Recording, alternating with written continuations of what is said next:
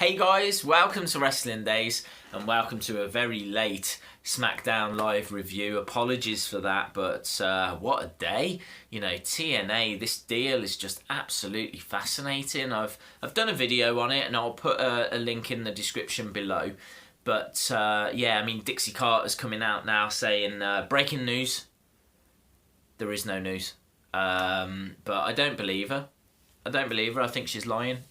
In fact, not that she's lying, there's just a really good chance she doesn't know what's actually going on, because she never struck me as the most switched on individual in the world of wrestling.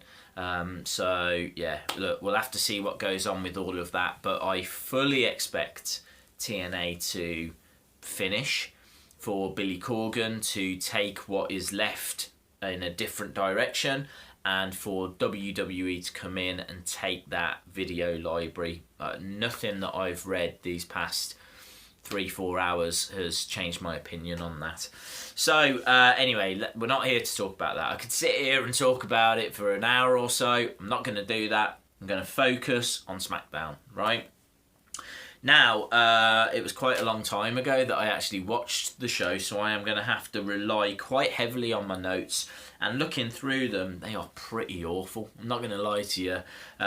This show was phoned in. It was phoned in. It was a go-home show. It wasn't that great. There was a few okay moments. Do you know what? Let's just go through it, right? Bray starts the show. I thought it was a promo. It turns out to be a match. I was pleased about that. But, you know, it's him against Kane, which, all right, fine, whatever. Kane gets cut open. Orton appears on the Titantron, and Bray gets distracted.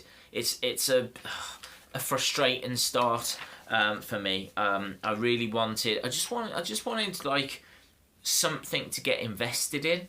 And I couldn't get invested in the match because, well, there's Orton upside down for some reason. Next we get Corbin and Swagger, and a match is made for later in the show. We then get Nikki Bella versus Alexa Bliss, but there's interference. That turns into a tag match, and it was that kind of a start, you know. Becky, I think, is going to win on Sunday because Alexa Bliss looked very strong in this match, and normally if you look strong in the match, then you're not going to win at the pay-per-view. It's booking 101, but yeah, I thought that was of note. Next we got a backstage segment, and Orton managed to trap Bray in a room.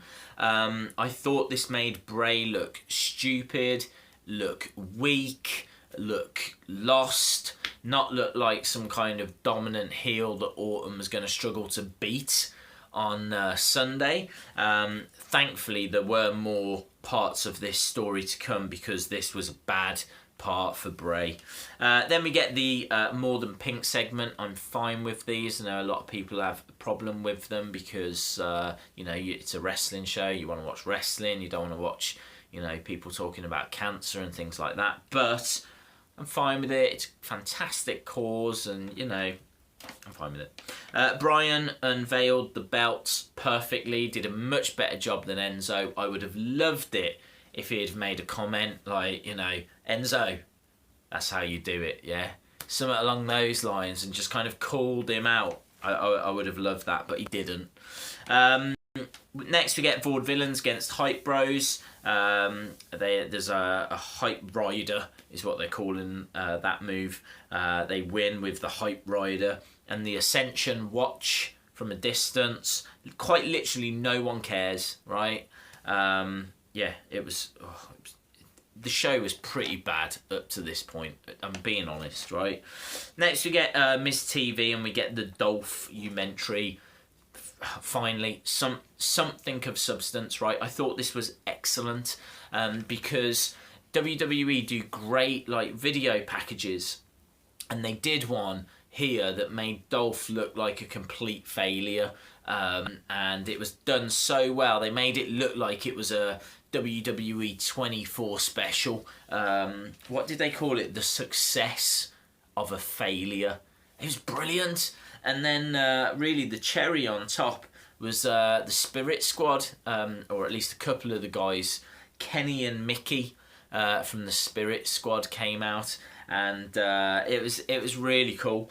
And I think, was it Miz that said, you know, the other ones got lost on their way back to OVW, a really cool reference. Bray still trapped at this point. We get to see him banging on the sides of the walls and whatnot. It's just... Oh. Then we get Jason Jordan against Jimmy or Jay. I think there was some confusion even in WWE. The thing displayed Jimmy, but it was Jay that got into the ring. Again, no one cares. Jordan won with a quick roll-up. Good. Yeah, then we get Bray talking to Sister Abigail, which I really liked. We don't see her when Orton kind of lifts up the shutter. Bray has gone from that room, and so that's an interesting development. I have seen What Culture have done a video saying how they should book Sister Abigail. For me, you need to get Bray Wyatt's real life sister. And she needs to come down. She doesn't need to be this kind of special power. She doesn't need to be anything like that. She just needs to be there, and when she's there, Bray can just feel more comfortable. Bray can feel like he gets something from her. Not that he actually does, but just that he feels like he does. He feels more confident. He feels more destructive. A placebo effect, you know? And so whenever she's around, he steps it up, and he is more destructive, and he wins matches as a result. And he thinks it's as a result of her. It isn't. It's as a result of him stepping up his game, you know? That's how I would do it. And fascinating that he's, you know, talking to her and that he's then not in the room. Kurt Hawkins will be stepping into the ring at No Mercy. No idea who that's against. I honestly don't care. Swagger versus Corbin. Excellent point, right? JBL, yeah. Not brilliant on the commentary, yeah. But he makes a fantastic point. Jack Swagger was an amateur wrestler, yeah. And Baron Corbin was a Golden Gloves champion. You have got, like, wrestler versus boxer, and they should have built that up more, you know? And really, that boxer, that Golden Gloves, it should be more in Baron Corbin's character. If he hits you with a punch, like, direct in a big moment, you should go down. And I'm not saying that needs to be his finisher, but you know, like how Big Show's got the knockout punch, that Corbin should have that. Yeah, I thought this was good, actually. I didn't write down who won. I think it was Corbin, but again, who cares? It really doesn't matter. Someone had an AJ has no style sign. Yeah, in the crowd, someone had that, and I was like, Who thinks that? Ever? Just surprised me. And then we got to the main event, and I've written down the pest that runs the nest, the clown that runs the town. This was Ambrose talking to Styles. Cena comes down, and basically, you know, they keep interrupting Cena. Cena goes to talk, but Styles jumps in. He goes to talk. Ambrose jumps in. There's some really good stuff here, actually. Ambrose saying that he's never had sick days, worked more matches than anyone else last year, and says to Cena, have fun being the guy that plays John Cena on TV, which I thought was really cool. Cena responds with, talk is cheap.